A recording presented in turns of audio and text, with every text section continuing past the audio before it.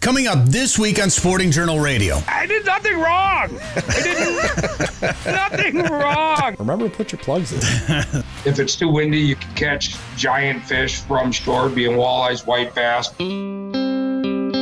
Broadcasting on the Sporting Journal Radio Network, wherever you get your podcasts or watch on YouTube. Fish on right now. Well, we're here at the 2024 Pheasant Fest and Quail Classic, presented by OnX. Know where you stand with OnX. And our guest now is Jeremy Smith. I fish, I hunt, and always will. It's just to look out for your everyday hunter, angler, and trapper that's out there. A Fish Hunt Forever production. This is Sporting Journal Radio. Welcome to the show. I'm Bret Amundson, along with Dan Amundson over there. And ladies and gentlemen, who's that over in the corner over there? Mystery man. David Eckhardt back on the show. Here I am. What's up, David? David. Hello. How's planning been?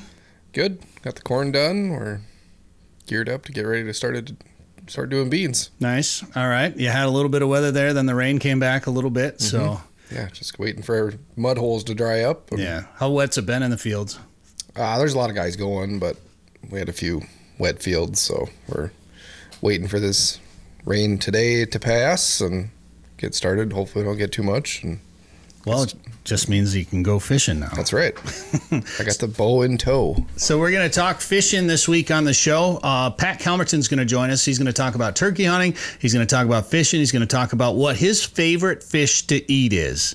We'll find that out coming up a little bit later in the show. Also, Joe Henry is going to join us. We're going to talk about Lake of the Woods and the sturgeon season dates, where we're at with that, and how the opener was for walleyes. We'll also find out how Dan did on opener. Dan, you did a lot of fishing, maybe had a boat issue, although pretty minor compared to issues in the past. So we'll find out all about that coming up this week on the show, plus a lot of other stuff. But first, Dan, who are this week's sponsors? Invergrove Toyota, the official truck sponsor of Fish Hunt Forever, is Invergrove Toyota. When you're looking for a new pickup, head to Invergrove Heights in Minnesota. Lake of the Woods Tourism. Lake of the Woods is the walleye capital. Plan a trip for this open water season at lakeofthewoodsmn.com. OnX Hunt, landowner information, public land access, and much, much more. Know where you stand with OnX. Tasman Lake Lodge. Catch world record lake trout and giant pike at Saskatchewan's Tasman Lake. Learn more at tasmanlake.com. Prairie Sportsman, the new season has wrapped up, but you can watch episodes anytime at the Prairie Sportsman YouTube channel, or there might be some still airing depending where you live. Haybale Heights Campground and Resort. Fish Devil's Lake this summer. Learn more at haybaleheights.com. It's almost like you got to get some cardio work in before you do those. What are you saying, I'm fat?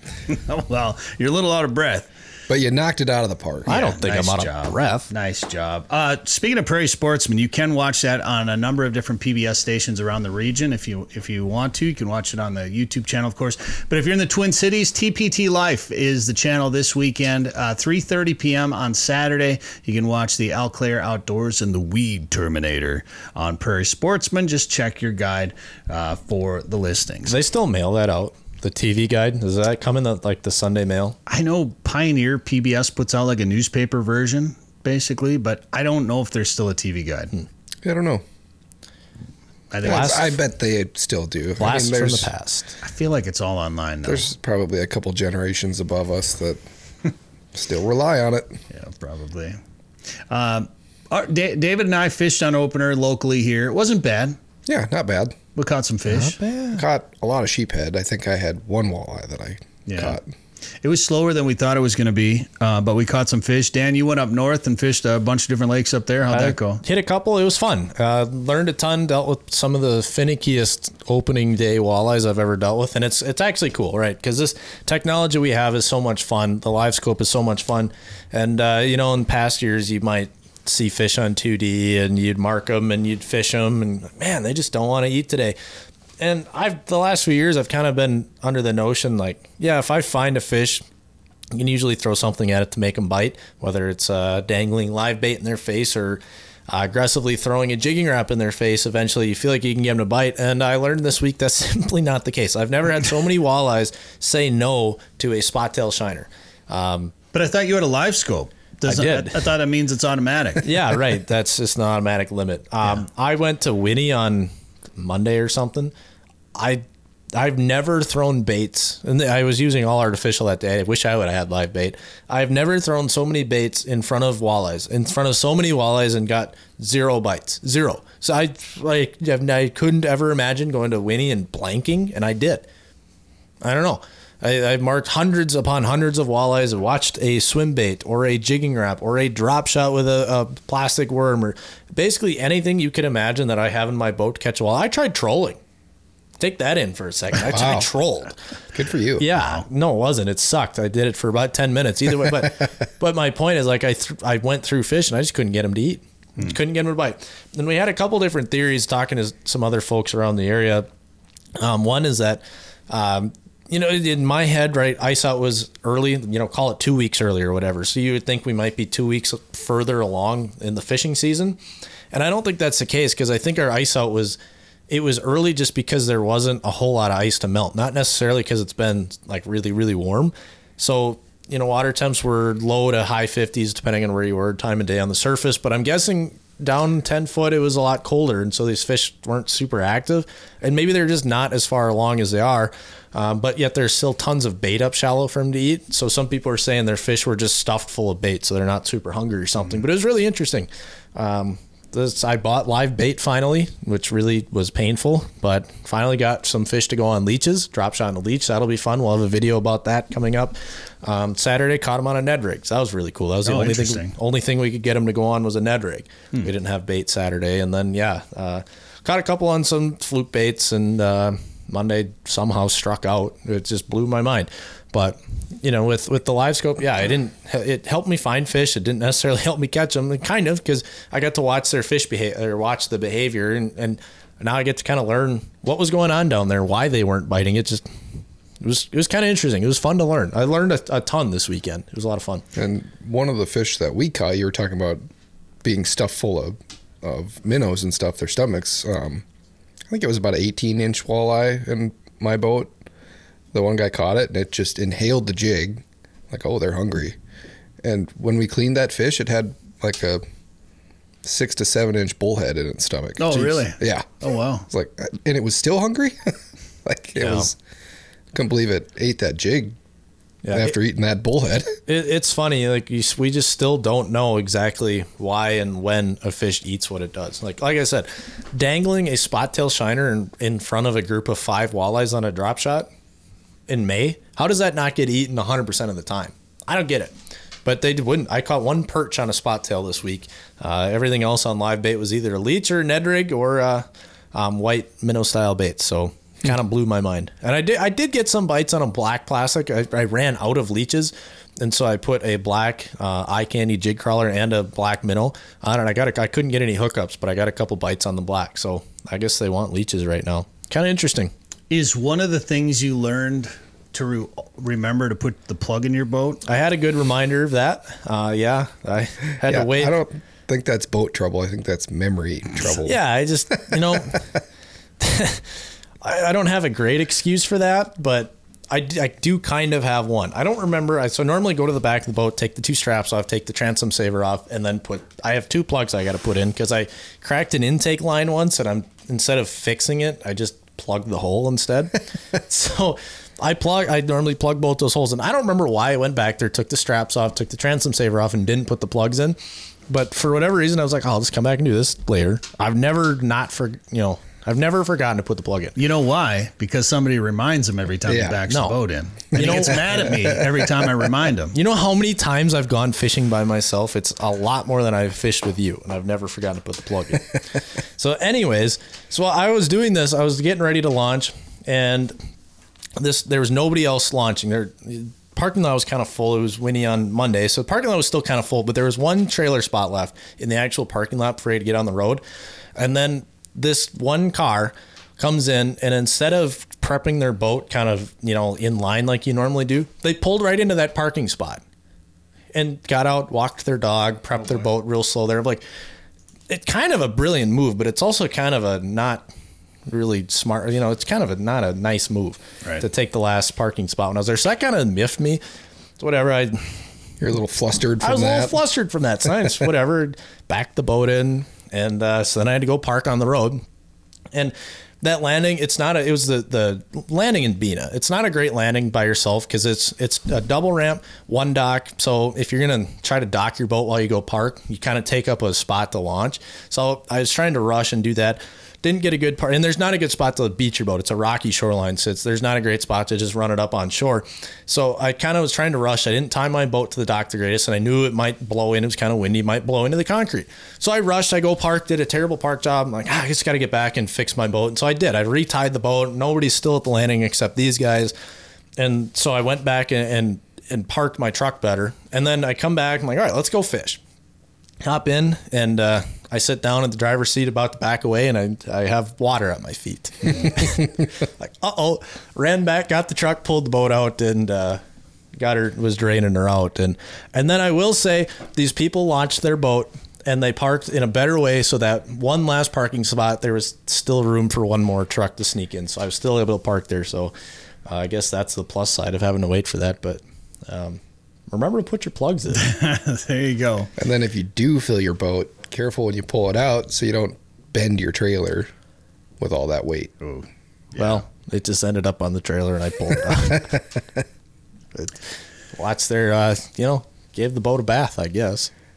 Well, I have some news about new Toyota trucks, by the way. I stopped into Inver Grove Toyota and took a look at this truck, and I filmed it to play this for you so you could see this truck, and then they went and sold it. But they got another one coming out that's going to be just like this one right here. All right, I got to show you this pickup right here. Comes with the lift kit. Where do I sign? He's going to buy it right now.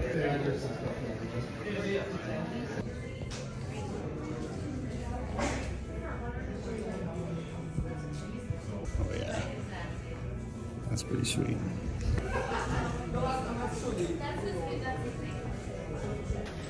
Oh yeah. The only difference I think with this truck than my truck is this one's got the sunroof. Otherwise, it's pretty similar. Giant screen, different drive modes, trailer brakes. You can actually program the truck to back up to all your trailers. Heated and cooled seats. Basically just about anything that you want. This thing has got a factory lift on it. It's got a tonneau cover on the back, celestial silver, so really neat color, and pretty much all the options that you'd ever want in it. Check it out at Inver Grove Toyota. I'll put a link. Yeah, we'll put a link down here for the Tundras that they have there, even though they sold that one. 3.99% on 60 months at Inver Grove Toyota right now. That's a great interest rate plus $1,000 customer cash. And with the Fish Hunt Forever deal through us, you'll get $500 off if you're trading in your used vehicle. So wow. The link will be down below or at sportingjournalradio.com if you want to check out more. And right now, real quick, we got a video for you to watch. Where'd those go?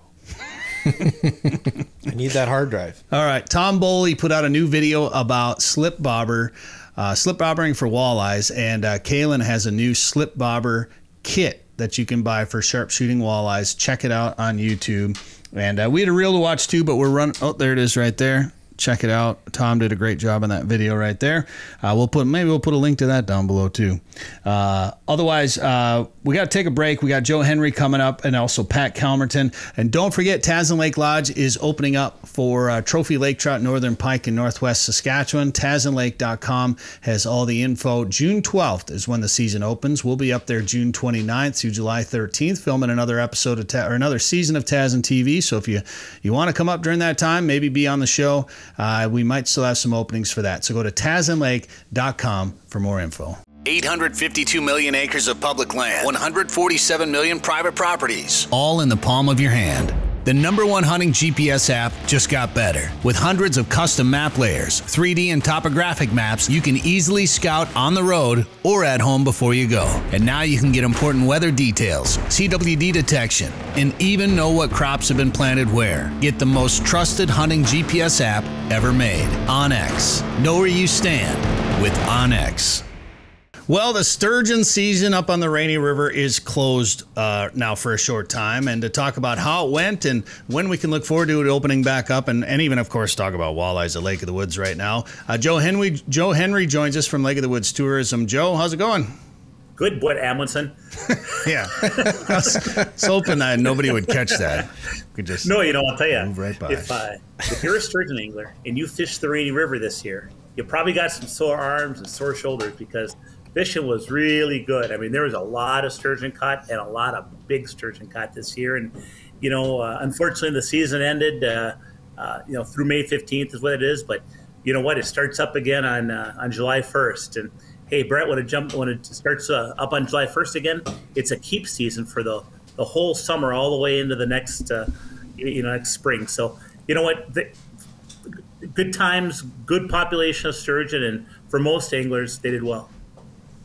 Yeah, we just saw a picture. It was one of Kevin's clients, Dan, that you saw? I think so. They were both in the picture. I didn't see a name or anything. It was in one of the fishing groups, and they had doubled up. They said they caught 122 inches of sturgeon at one time. They doubled up in 5 feet of water. Wow. Yeah. Pretty wicked. I can try to find that poster. Hey, can you imagine the hauling that was going on in the Rainy River? When yeah, right. Could you imagine trying to net 2 61-inch sturgeon at the same time, or trying to land? I bet that warship was just humming. And it was. I think they were in a boat. Yeah. So I don't know if they were just fishing near them or with them or staying there or whatever it was. And it was. Did you mention, Dan, it was 5 feet of water? Did you say that? Yeah. Yeah, so real shallow. So real shallow water. So 2 61-inch sturgeon at the same time in 5 feet of water. I bet that was pandemonium. Well, I mean, talk about a circus. It's cool because you see some of the size of the fish that have been caught. And some are those, high 60 inchers with huge girths, and then you get some that are in the low 70s right now, and I mean, just you get a little bit of everything, and then it's even cool seeing those little ones. For listeners, you get a little sturgeon, and they got those sharp, on both sides of their body and along the top. They got these kind of sharp bones called scutes, SCUTES, scutes. And what I'll tell you, they're real sharp. You almost got to be careful grabbing them when they're small. You could cut yourself. Now, as those sturgeon get bigger, those scutes start to dull out. But now, because of their massive size and just their hard armor, they're protecting from natural predators. And the whole fish is just a very fascinating fish. Yeah, those scutes are meant to protect them when they're small.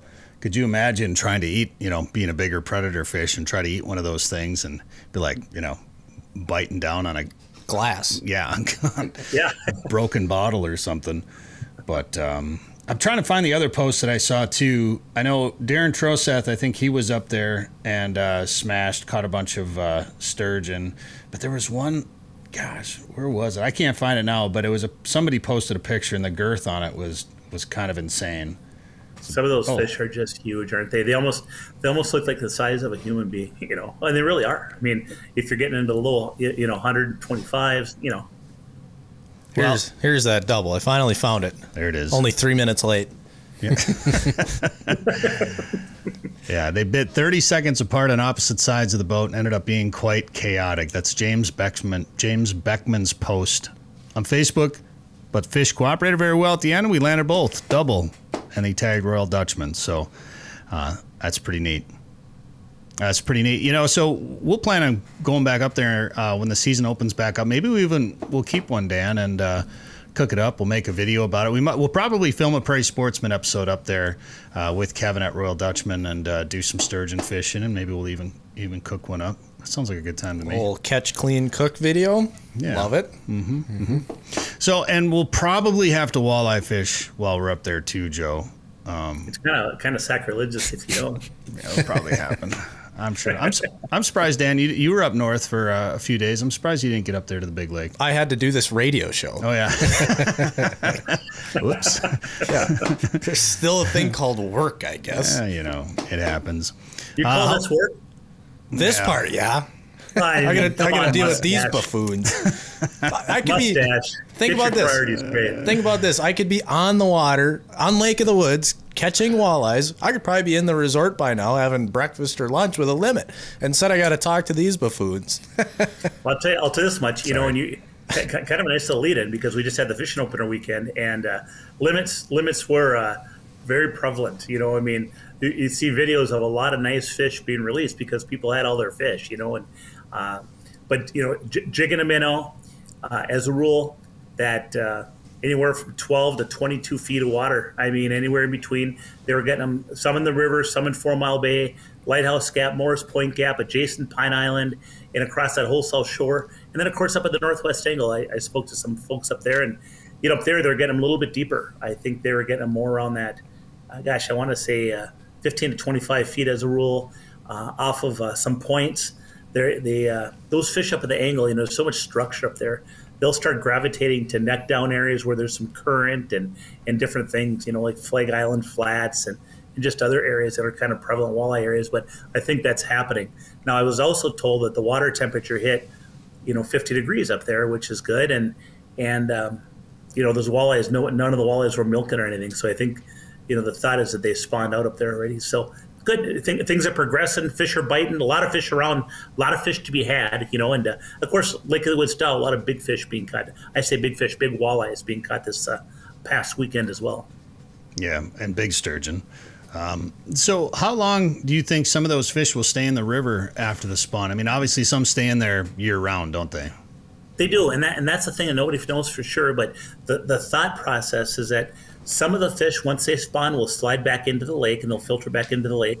And then some of them will stay around because the river has everything you need. I mean, I always say if the Rainy River was all we had for a fishery, we'd still have a world-class fishery. And, you got bait, you got stained water, you got lots of structure, you got, moving water, which is nice, for some of those fish. And it just, you really have everything. The other thing about the Rainy River is you got variety. I mean, if it's ever a blow day, or if you ever just want to mix it up one day, and there's 42 miles of navigable Rainy River from Wheeler's Point.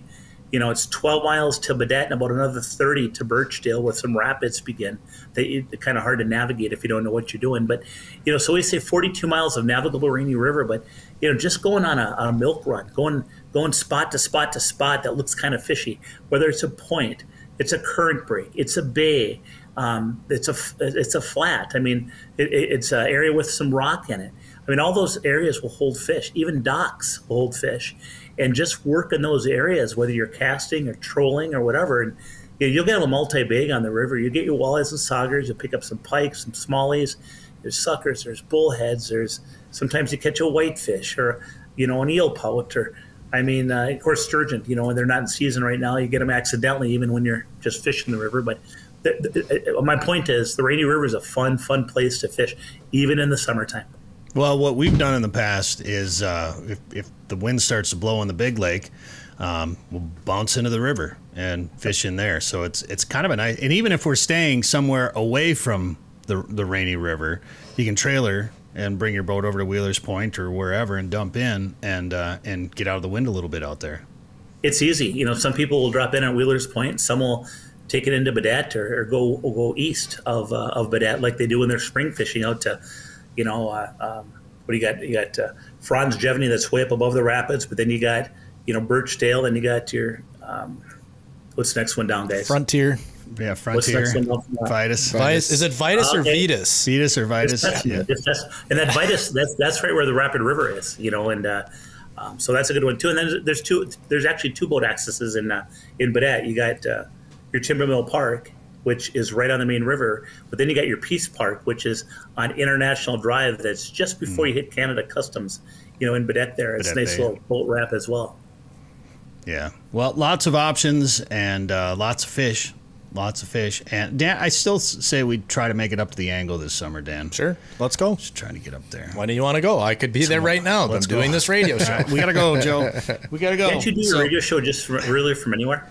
Well, yeah, I can't. Well, Bret seems to be able to, but someone's got to sit here and run the controls, apparently. And we just need good internet. I don't know if I can trust anyone else. David, you got to learn how to do this. Yeah. So I can take it. You haven't worked for a month and a half. You get over here. I'm going to go fish. Yeah. All right, Joe. Well, if people want to go, I get a kick how you two are kind of the talking heads, as they'd say.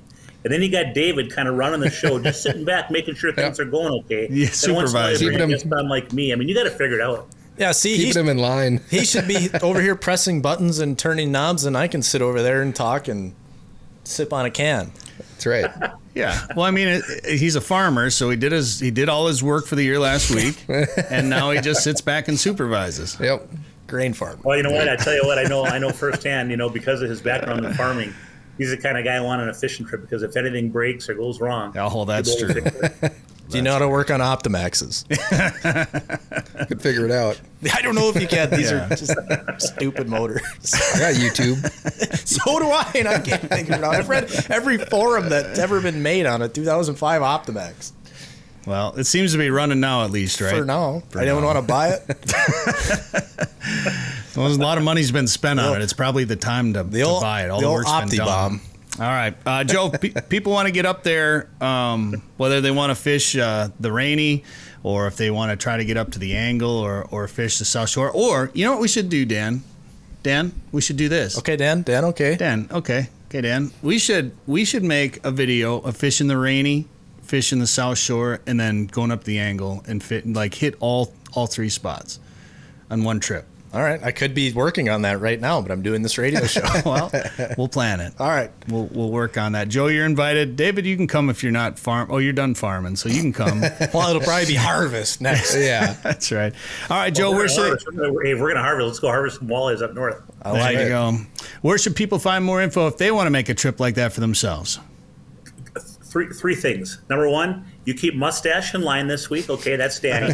Number two, our Lake of the Woods Facebook page. It has a lot of very current information.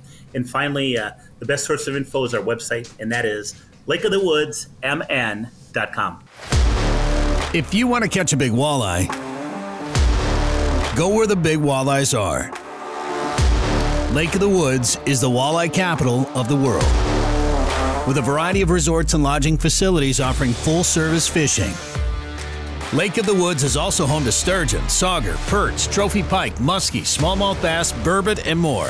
Plan your trip to Lake of the Woods today. Go to lakeofthewoodsmn.com.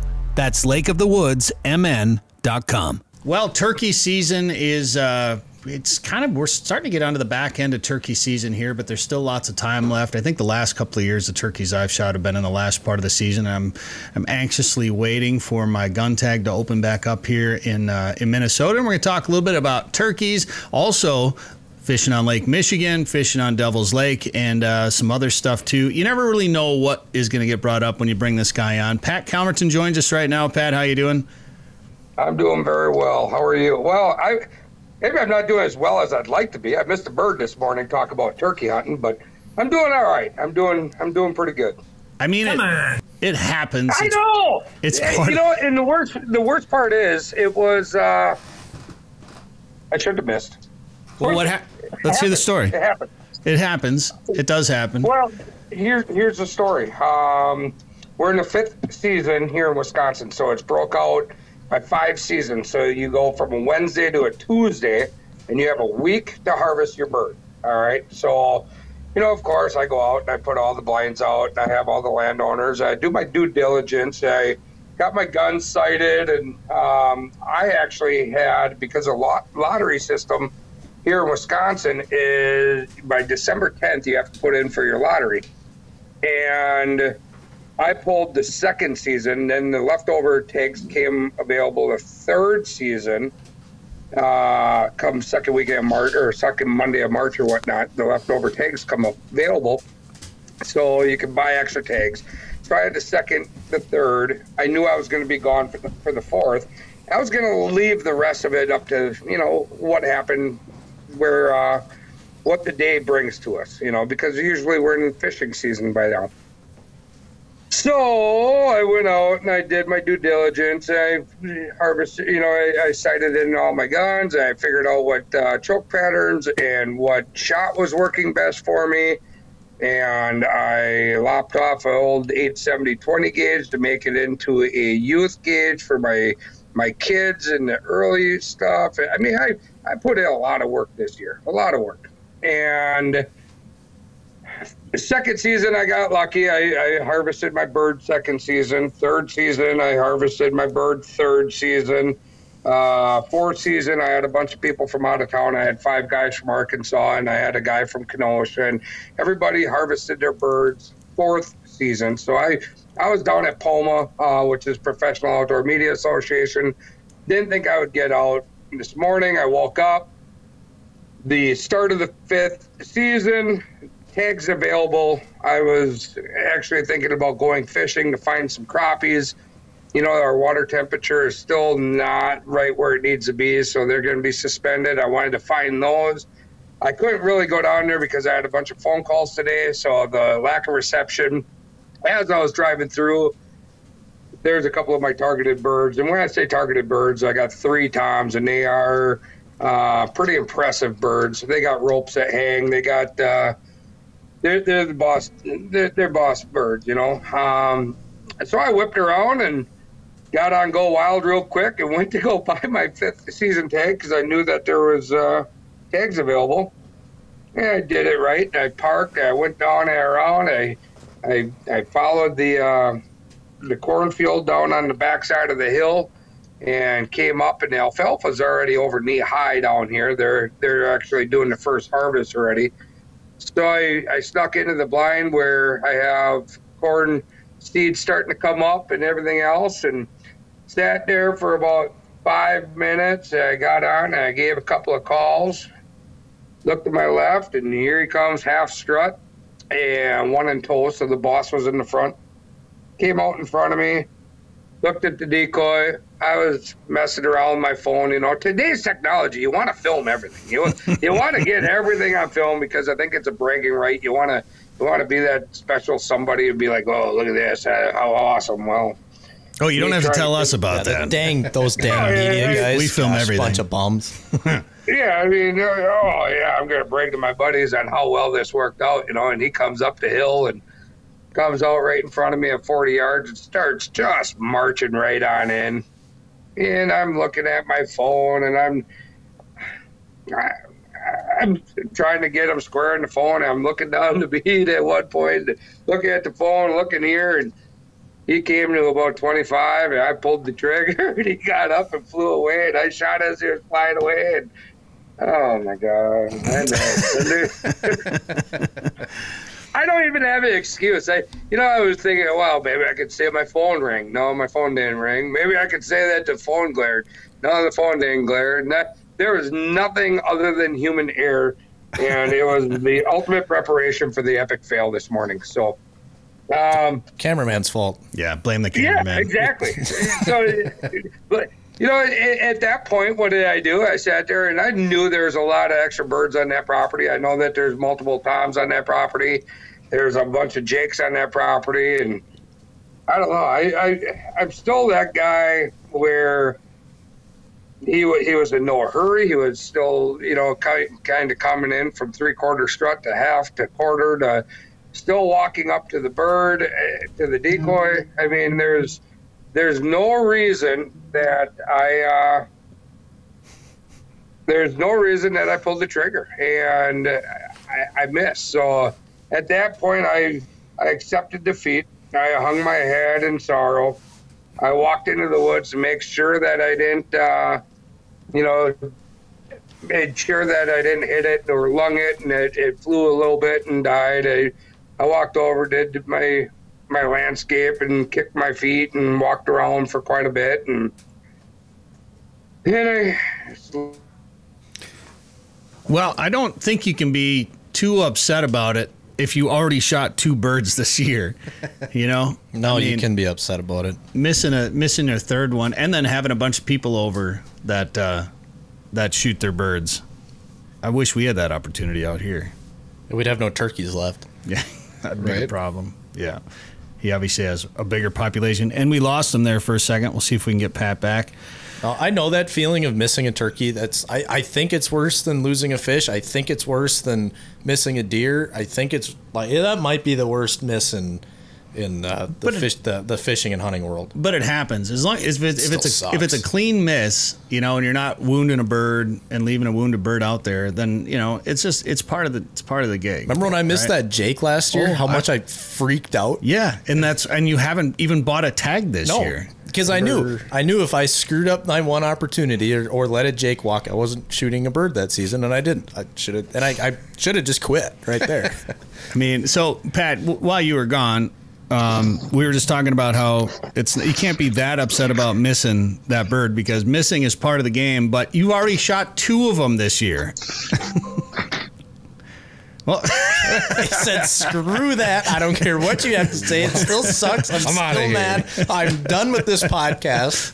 That's the first time we've ever had a guest rage quit. That was like a mic drop moment. You see, he put on his sunglasses. See you later. Outside. Out of here. I'm going fishing. He's probably going to go catch cohos. He's going to go try to kill that turkey, probably. Like, that's it. I'm done. He's done. We're gonna make this happen. Well, now what do we talk about? Well, Dan, why won't you buy a tag? You could still get a I've tag. been too busy. I also have not bought a tag yet. Yeah, I've David turkey hunts more than I do. I've just been way too busy. I've had too much work to do, and now it's fishing season. So, did you shoot a turkey last year, David? Did we film the 410 episode last year? I think that was 2 years ago. And so he missed a turkey and still went out and turkey hunted the next year, Dan. Did you? Well, yeah. Did I hunt last year? See? I don't think I did. Didn't you? You guys didn't. When was the bow? When did you guys go bow hunting? Was that 2 years ago too? Yeah. That might have been 3 years ago now. 2 or 3. All right. Well, let's stop. I missed a turkey then too. So, Pat, we were just saying you can't be that upset about missing since you've already shot 2 this year. I am upset. So here's the deal. I'm upset to the point where I hunted for a total of about an hour of the 5th season this tag, and I'm going to learn from my mistakes, and I'm going to go fishing from now on. See? That's what Dan just said. Yeah. Well, I'm done. I'm, yes, you're right. It's greediness is what it is. Should I have gone? Yeah, I should have gone because I knew they were there, and I missed. I missed, man. I missed. I don't think you're mad about it at all. He's not mad about it at all. Do you think you shot high or low, or what do you think happened? Oh, I'll send you the video. I mean, it looked like there was pellets. I rewatched it a couple of times. It looks like there was pellets all the way around it. I don't know. I will from now on shoot TSS shot. From now on, I mean, down at the Poma conference, I bought a new gun. So don't tell my wife this, but I got a new She's a big fan of the show. Mossberg Silver Heritage. Oh, so nice. That's coming. I have a new scope coming on that. So that's my excuse. Maybe I was just like really thinking, man, if my new gun was here, this would be a no-brainer, and I just missed it. But blame it on the gun.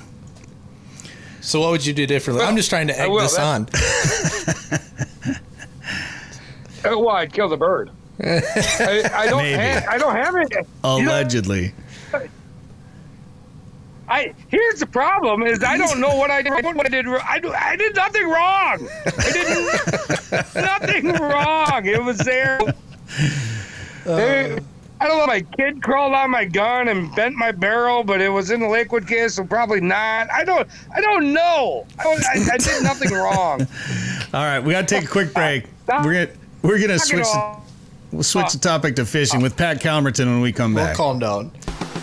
Now is the time to start thinking about chasing big walleyes on Devil's Lake. Get on the fish at Haybale Heights Campground and Resort. Haybale Heights makes it easy for you to make memories on legendary Devil's Lake with guided fishing and lodging packages. Or bring your own boat and rent one of their cabins on East Bay. Haybale Heights offers a private marina, fish cleaning station, and the opportunity to relax and enjoy your bucket list trip to Devil's Lake, North Dakota. To book your trip, visit haybaleheights.com. That's haybaleheights.com. All right, we're talking with Pat Kalmerton here, Sporting Journal Radio. Pat, I know you missed the turkey, but just keep bringing it up. Right, he left again. He's like, screw that. I'm done with you guys. I don't want to talk about the turkey anymore. That's hilarious. I was going to change the topic to fishing. Bring him back in here. I'm more about it. We'll just talk fishing. And there you go. Moved inside now, maybe better service.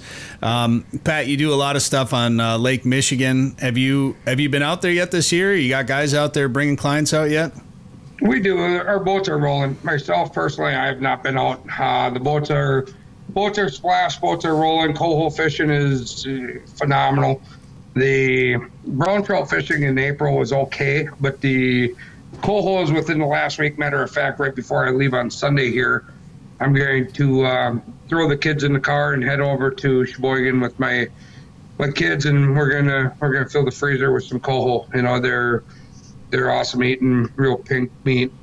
Probably if you were to ask me, it's the best tasting salmon there is. Coho salmon. It's kind of a delicacy all over the place. And what happens is, as they migrate north, they start south. It's pretty good, and then as they move north. But this year, fishing is really, really good. I'm talking, 4 or 5 person limits, 6 person limits in a few hours. So it's a very fast action. Here we go. Interesting. How big do those cohos get there? Quite honestly, there's cohos that can get up to 10, 12 pounds in August and stuff. But this time of year, you're looking at 3, 4, 5 pound fish. That's kind of your average. Nice. And honestly, what's really nice about it is you don't have to have a big boat. You could go out there in a 16-foot boat because they're real shallow. They're real close to the break walls right now. You can run anywhere from your triple-out Dodgers and peanut flies all the way through to, 10-inch paddles with meat rigs. They'll eat anything. These things are so aggressive, and it's usually so fast action that doubles, triples, quads, it's a lot of fun. If you've never been coho fishing, you're not going to get the real zingers like you do with your king salmon and, your acrobatical, cohos will jump and stuff like that. Not quite like the steelhead out there, but they're fun and they're great eating. So table fare, you can't beat it. Dan, what was that? Was that a coho that you caught out at Niagara? We caught a couple of coho. I think we only landed 1 or 2, and it was painful to throw it back. It was a little guy, and we didn't really have a great way to transport meat. We weren't getting a bunch, so I didn't want to fly 1 coho salmon back to Minnesota. But it was still like, that's the best tasting fish there is, and now you're back swimming instead of going to my freezer. But they're cool you're fish. a lot closer to home now. Just come on over. We'll fill your freezer. Let's do it. Okay. Let's do it. I mean, pack up the gear right now and head over, because the fishing right now, you're not going to beat it. Anybody and everybody between the personal boats, the charter boats. I'm sure that they're even where they're situated. I'm sure that they're even catching them off the break walls right now. Do you think a glow would be mad if we skipped Alabama? We're supposed to be in Alabama this week, but I like salmon. See, all right. I like eating salmon more than pork. Well, we could split up, Dan. You go to Alabama. I'll go to Lake Michigan. No. You just bought the AR for the Alabama trip. I bought the AR for a lot of reasons, but I'm taking it on the turkeys. Yeah, taking it on the Alabama trip. Pat, I want to ask you how people can book a trip with you out there, and we'll do that here in just a second. But Dan, the reason I brought up the Niagara trip because I was trying to remember what fish it was that you caught that you saw come up and hit. You just started throwing back that mag lip or whatever it was we were using. That was a smallmouth? That was either a brown or a coho, and I don't know because I lost it right away. It came up and hit it, and then it popped out. It was either, I think Frank said it was probably a coho, but we never landed that one. So it was either coho or little brown. That was wild how aggressive. So we were trolling these mag lips, and we were only in 9-10 feet of water. Well, and then we switched to just crankbaits. We just had some shallow running crankbaits. They were hitting those better than the mag lips, but that's right. Yeah, I'd forgotten. But we caught a pile of brown trout, and they do a lot of brown trout stocking out there. Is there a big brown stocking program on Michigan as well? Yeah, they stock everything. They slow down on a German brown trout, but the Shastas and stuff like that, they do pretty well over there. Absolutely. Amazing how big some of those fish get. Yeah, no, we've won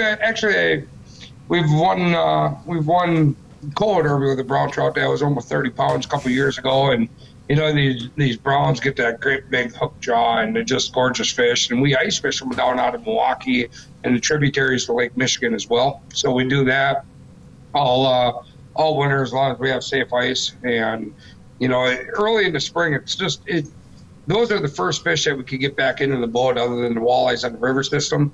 So you're in that skinny water. They have nowhere to go other than out. If you don't have downriggers, if you don't have wire, if you don't have, the copper and all that other stuff, your brown trout, your cohos are the way to go out there because you don't have to go deep. They're shallow. And majority of the time you can run, like you were talking mag lips, and you can get into, your reef runners and your thunder sticks and, anything and everything. They're going to eat whatever you throw at. They're hungry. They haven't seen anything all summer or all winter. I feel like you kind of got it figured out. You got a pile of turkeys around. You got good fishing where you're at. You can go over to Lake Michigan, fill the freezer anytime you want to. And you go up to Devil's Lake, and fishing. I mean, fishing is okay on Devil's Lake. I mean, it's let's be real with ourselves. Fishing is fantastic on Devil's Lake, and that's why us Wisconsin boys, we travel out there, and I'm excited about it because this time of year, usually right around Memorial Day, it doesn't matter how you do it. Last year was swim baits with plastic on backside of them, bass jigs. So we were casting bass jigs with Z-Man paddle tails and stuff like that on the back end, and we would go into the CPT or the Northland jigs with a leech under a float, throwing that rocket bobber. You can either do it from shore or from boat. You can, if it's too windy, you can catch giant fish from shore, being walleyes, white bass, pike. You never know what you're going to get. This week, quite honestly, this week coming up in history is probably my favorite time to be out there open water fishing. It's almost like going out ice fishing late March, early April when all those big plump perch are starting to, gather in the shallowers to spawn and stuff. But, I am lucky enough to, you're right, I am lucky. I have every resource at my fingertips, between all the fur, feather, scales, whatever you want to call it. And life is fun. Life is a lot of fun for me. Yeah.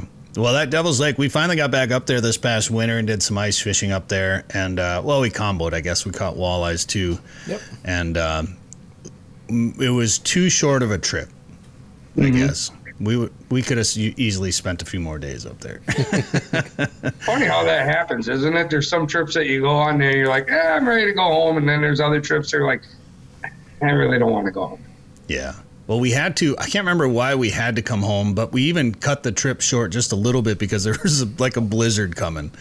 So like, we're just going to hit the road and get out of here. But we brought home a pile of perch and walleyes. So we should do a summer trip up there this year too, Dan. Okay. So we've booked a trip to the Rainy River, the South Shore, Lake of the Woods, and the Northwest Angle on this show. Yep. Lake Michigan. Yep. Right, yep. and now Devil's Lake. So we booked 5 trips so far on this trip. Well, you have a week and a half of bird hunting yet. I got plenty of birds running around. Brett might. I mean, I probably got another half a dozen blinds still set up that I gotta go pick up. So what I could do is wait till you guys get here. You guys could each, all 3 of you.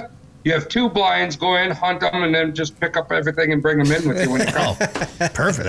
How mad are you going to be if somebody misses, though? Are we just going to have, light things on fire? As long as it's not me missing, I don't care. I kind of giggle at other people missing, but when I miss, man, does it just hurt me, man. It sucks. There's not... How do you miss a bird that is like, it's probably 3 yards wide by... they're big. It's so easy. I don't understand it. It just, oh gosh. I don't think it's 9 feet. Okay, so it looked 9 feet wide. Maybe it's a foot wide. Or 1 yard wide, 3 feet wide. I don't know, but how the hell do you miss a bird standing there? They're tough. They're tough birds. And vitals are it's kind of small targets on them, but they're tough birds. I mean, I remember when I first learned that they were considered big game. Like, really? It's a bird. Well, right. Oh. Yeah. Where do you draw the line? What's your definition of big game? Apparently, I got to draw it shorter because 25 is too far. So let me ask you this question. What were you using for decoys? What brought them in? Well, I had 2 toms, 2 strutting toms. So I had the strutting tom, and I just had a fan. And I put the fan basically on top of a hen that's laying down, and then the other hen just kind of out there. So around here, I mean, we still have, I got trail cam after trail cam picture. I still have 8-10 birds all hanging out together. Toms, jakes, hens. I don't understand it. We're at 70 degrees this morning, and it just, those 2 toms are together again. They should be pissed at each other. Hey, man, all the hens are gone. You're no longer my friend. Maybe they're 2024 toms. Maybe they're 2024 toms. You don't know which way they're. Exactly. Well, we got to. Never mind. Nope. Well, I ain't going there, boys. You almost got me, though. Good luck at Devil's Lake. Have fun on that trip. Say hi to Susie for us up there. And, it's gonna be a blast. We have a lot of people coming out. And we have a lot of good things happening over there. It'll be fun. And people want to book a trip to go out to Lake Michigan. What should they do? No, call Jared. I'm probably not going to be at cell phone range. So you can either go to our website, which is wolfpackadventures.com. You can call them at 207-1212, 920-207-1212. That's a booking line. You can go to Facebook and see what's going on over there, if they updated it or not. They've been on the water a lot lately. Coho fishing, usually during the summer, we can run 3 trips a day where it's a 5-hour, 3 5-hour trips a day. Coho fishing, it's nothing to get 6-7 trips in a day, because you go out there and 2.5 hours later, you're done with your 25, 30 fish. And it's like, well, somebody else want to go fish? Let's go. Fishing's good. It's fun right now. Nothing sucks more than missing a turkey other than when the fish aren't biting. And right now, the fish are biting. All right, Pat Kalmerton, good luck with everything. Thanks for coming on the show. Appreciate it. Thanks, guys. Appreciate it. Sporting Journal Radio is a division of Macaba LLC. If you've got a question, comment, or story idea for us, send us an email. Go to sportingjournalradio.com. While you're there, you can learn how to advertise on the show and visit our store for hats, hoodies, coffee mugs, and more. Go to sportingjournalradio.com.